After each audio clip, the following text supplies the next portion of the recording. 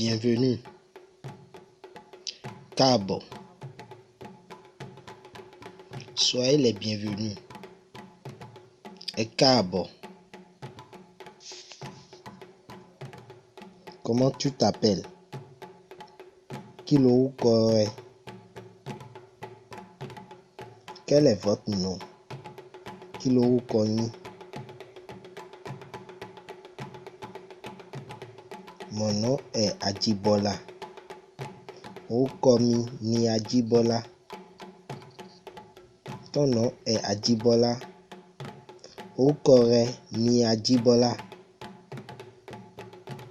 Votre nom est Ajibola. Orúkọ yín ni Ajibola. C'est ton nom, Ajibola.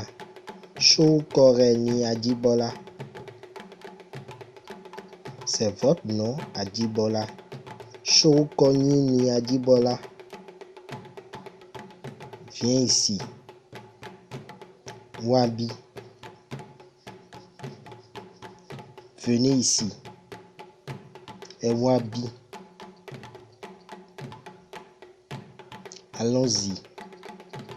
Jẹ́ ká lọ.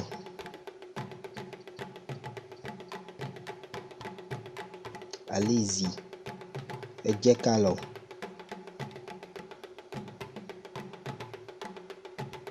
Assieds-toi s'il te plaît. Jọ̀wọ́ jókòó.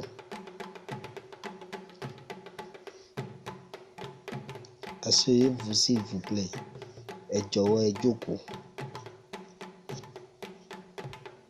Merci. Ó ṣé. Merci. Ẹ ṣé.